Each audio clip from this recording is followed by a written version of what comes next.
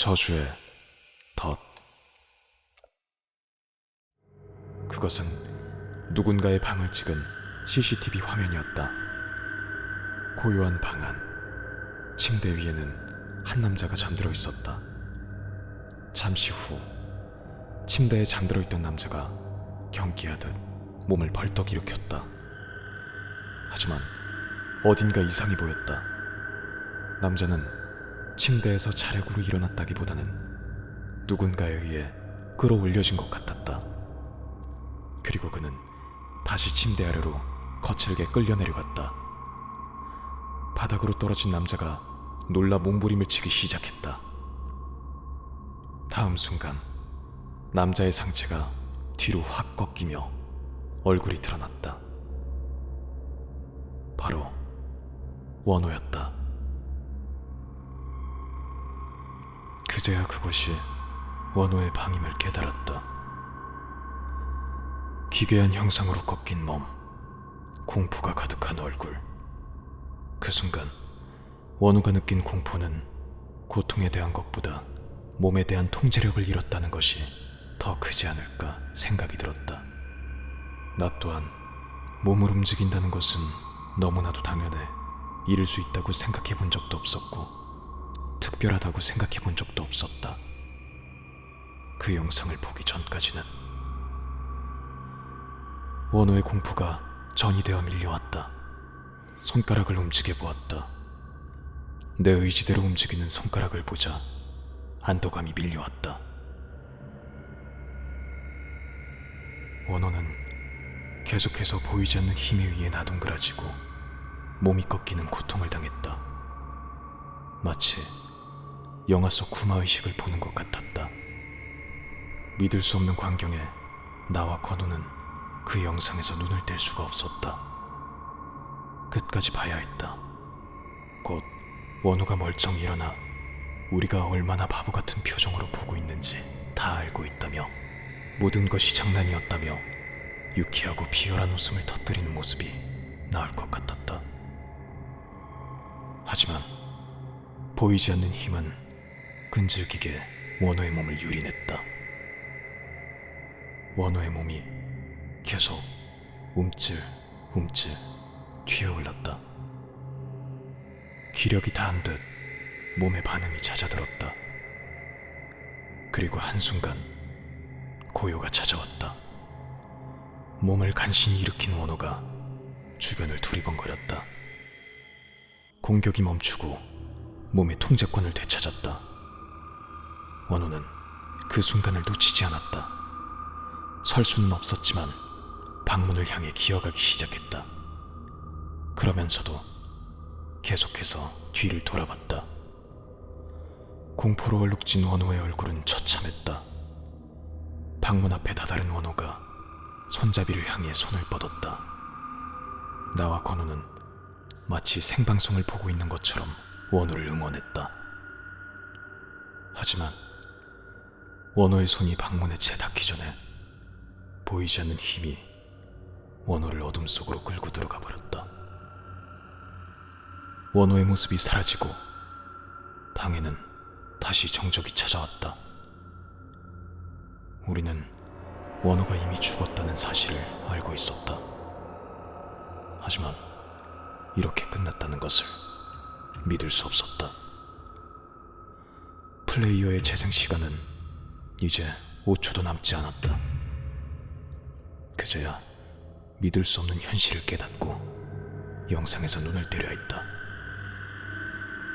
그때 쿵 소리와 함께 원호의 몸이 공중 어디선가 떨어졌다. 형사가 보여줬던 사진 속 원호의 마지막 모습과 같은 자세였다. 그렇게 영상은 끝이 났다. 건우와 난 아무 말도 할 수 없었다. 서로의 얼굴을 보는 순간 현실이 공포로 삼켜질까 두려워 서로 쳐다보지도 못했다. 이때 또다시 익명의 문자가 도착했다. 잘 봤어? 살고 싶으면 골목으로 와. 건우와 난 학교에서 좀 떨어진 주택가 안 좁은 골목 앞에 멈춰섰다. 문자가 지정한 골목이 과연 어디인지에 대해 건우와 나 사이에 의견 차이가 있긴 했지만 난 이곳임을 확신했다. 이 골목은 우리가 늘 지호를 불러냈던 곳이었다. 막상 골목에 도착했지만 발걸음이 떨어지지 않았다. 안 들어갈 수도 없고 그냥 들어가기엔 위험했다. 이때 건우가 누구건 먼저 죽여버리면 된다며 호기롭게 욕설을 날리며 골목 안으로 성큼성큼 들어갔다. 하지만 목소리와는 다르게 건우의 얼굴은 새하얗게 질려 있었다. 난 그 뒤를 따라갔다. 골목은 그날따라 유난히 길고 어두워 보였다. 우리는 그 끝을 알 수 없는 어둠으로 들어갔다. 깊은 어둠 속에 서 있는 누군가가 보이기 시작했다. 검은 후드를 푹 눌러 쓴 남자가 아무런 말 없이 우리를 지켜보고 있었다. 남자와의 거리가 점점 가까워졌다. 주변 공기가 무겁게 몸을 짓누르기 시작했다. 건우의 숨소리가 거칠어졌다. 순간 앞서가던 건우의 발걸음이 멈추더니 하는 웃음소리가 들려왔다. 정말 김지호 너였냐? 건우가 골목 안쪽에 서 있던 남자의 얼굴을 알아보았다. 정말 지호였다. 지호가 웃으며 말했다. 나야. 빨리 온 거 보니 죽기는 싫었나 보네.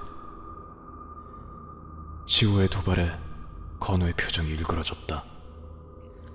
다른 애들한테 무슨 개수작을 쓴 건지 모르겠지만 나한테는 안 통해. 알겠어? 지호의 표정은 여전히 여유로웠다. 완전히 다른 사람 같았다. 기어와. 거기서부터 여기까지 기어서 오면 무사히 집에 가게 해줄게. 거기까지였다. 건우의 참을성은. 건우가 지호를 향해 튀어나갔다. 동시에 제 기단 쪽에서 칼을 꺼내 들고는 그대로 지호의 몸통에 칼을 박아 넣었다. 찰나의 순간에 벌어진 일이었다. 하지만 내 눈에는 그 모든 과정이 수십 장의 이미지가 꼬리에 꼬리를 물고 펼쳐진 긴 시간으로 보였다. 손만 뻗으면 건우를 말릴 수 있었다. 하지만 나는 그저 골목에 버려진 쓰레기처럼 우두커니 서 있었다. 예상치 못한 상황이라 그랬을 수도 있지만 건우가 지호를 해치워 주기를 내심 기대하고 있었는지도 모르겠다. 칼이 지호의 옆구리를 파고들자 묵직한 신음과 함께 지호의 상체가 앞으로 고꾸라졌다. 광기로 번들거리는 건우의 얼굴에 만족감이 퍼져나갔다. 지호의 상처에서 피가 쏟아져 나왔다. 아니, 검은 액체가 쏟아져 나왔다. 지호의 입에서도 새까만 액체가 쏟아져 나오기 시작했다. 액체에서 지독한 냄새가 풍겨왔다. 본능적으로 무언가 잘못됐음을 느낀 건우가 뒷걸음질을 쳤다. 지우가 천천히 상체를 일으켰다. 웃고 있었다. 지호의 입이 작게 움직이며 알 수 없는 단어들을 쏟아냈다.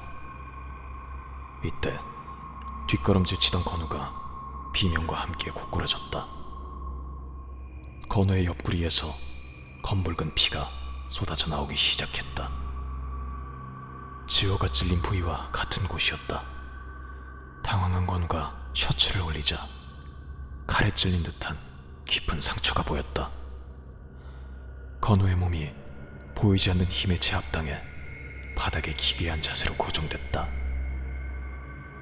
지호가 천천히 건우를 향해 다가갔다. 바닥에 붙어 숨을 헐떡이고 있는 건우를 내려다본다. 지호의 입에서 흘러내린 검은 액체가 건우의 얼굴 위로 떨어져 내렸다. 건우가 마치 악몽이라도 꾸는 듯 비명을 지르기 시작했다. 그러자 지호가 주머니에서 작고 지저분한 헝겊 인형을 꺼내 건우의 입안에 밀어넣었다.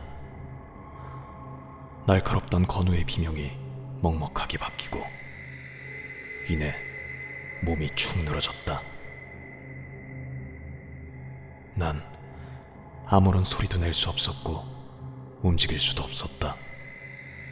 그저 그 자리에 서서 지호의 눈에 내가 보이지 않는 기적이 일어나기만을 바랬다. 몸을 일으킨 지호가 나를 향해 돌아섰다. 난 숨조차 멈추었다.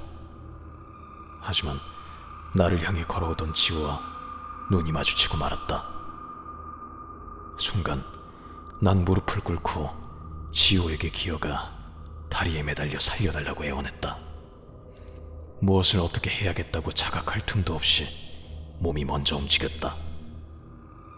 지호는 그런 내 모습이 볼만하다는 듯 지그시 내려다보았다. 내 입에선 두서없는 말들이 쏟아져 나왔다. 대부분이 잘못했다는 말과 살려달라는 말이었다. 이거 어디서 본 상황이네? 근데 역할이 바뀌었다. 너랑 나랑. 다음 순간 지호의 눈동자가 짐승의 것처럼 확장되더니 나를 향해 훅 손을 들어 올렸다. 나는 팔을 들어 올려 머리를 감싸쥐었다. 하지만 아무런 일도 벌어지지 않았다. 지호는 어느새 나를 지나쳐 골목을 빠져나가고 있었다. 난 멍하게 지호의 뒷모습을 바라보았다. 이때 지호의 목소리가 들려왔다. 뭐해? 안 따라오고. 너한테 돌려줄 게 있어. 순간 며칠 전 잃어버린 지갑이 떠올랐다. 어떻게 이런 일이 가능한 건지 모르겠지만 물건과 인형을 이용하는 것으로 보아 부두 인형의 방식 같았다. 그렇다면 지호에게서 내 물건을 되찾아와야 한다. 난 벌떡 몸을 일으켜 지호의 뒤를 쫓았다. 골목 안쪽에 쓰러져 있는 건우가 신경 쓰였지만 이대로 다른 애들처럼 죽고 싶지 않았다. 나에게는 살 수 있는 기회가 주어졌다. 지호는 아무 말 없이 복잡하게 얽힌 어두운 골목길을 망설임 없이 걷고 또 걸었다. 인적이 없는 좁은 골목길을 걷고 있자니 별의별 생각이 다 떠올랐다. 차라리 이대로 도망치는 게 나을까 하던 찰나 오래된 빌라 하나가 나타났다. 지호는 마치 내 존재는 잊어버리기라도 한 듯 뒤도 돌아보지 않고 말없이 안으로 들어가 계단을 오르기 시작했다. 지호가 302호 안으로 사라졌다. 따라 들어오라는 듯 현관문이 열려 있었다. 조심스럽게 어두운 집 안으로 들어갔다. 전기라도 나갔는지 집안을 밝히는 것이라고는 거실에 켜진 초 몇 개가 전부였다. 벽에 붙은 일렁이는 촛불 그림자가 마치 살아있는 사람 같아 보였다. 무언가 썩은 냄새와 향 냄새가 뒤섞여 몰려왔다. 속이 울렁거렸다. 아까 지호가 가까이 왔을 때 맡았던 냄새와도 비슷했다. 하지만 지호의 모습은 보이지 않았다. 애써 아무렇지도 않은 척 지호의 이름을 불렀다. 집안은 정적만이 감돌았다. 본능적으로 뒤를 돌아 현관문이 아직 열려 있는지 확인했다. 그러다 현관 옆방 문틈에서 무언가를 발견했다. 한 뼘 정도 열린 방문 사이로 하얀 얼굴이 보였다. 눈이 마주쳤다. 그것은 지호가 아니었다. 방 안에 있던 사람이 문을 조금 더 열고 얼굴을 빼꼼히 내밀었다. 쾌하니 마른 중년의 여자였다. 여자는 나를 향해 웃고 있었는데 어색할 정도로 당겨진 입꼬리는 미소라기보다는 마치 그 형태로 굳은 밀랍 가면을 쓰고 있는 것처럼 어색해 보였다. 네가 민석이구나. 난 지호 엄마야. 지호 방에 있으니까 들어가봐. 여자의 음성이 파르르 떨리고 있었다. 그 여자의 입에서 내 이름이 나오는 순간 이곳을 벗어나야 한다고 직감했다. 난 다음에 오겠다며 다급하게 현관을 향해 발걸음을 돌렸다. 그러자 여자가 방에서 불쑥 튀어나와 내 앞을 가로막았다. 여자가 나를 뚫어져라 바라보며 한 걸음 한 걸음 다가왔다. 충혈된 큰 눈은 마른 얼굴 탓에 더 도드라져 보였고 어색하게 당겨진 입꼬리는 여전했다. 여자가 거실 안쪽에 위치한 문을 가리키며 말했다. 괜찮아. 들어가봐. 지호가 기다리고 있어.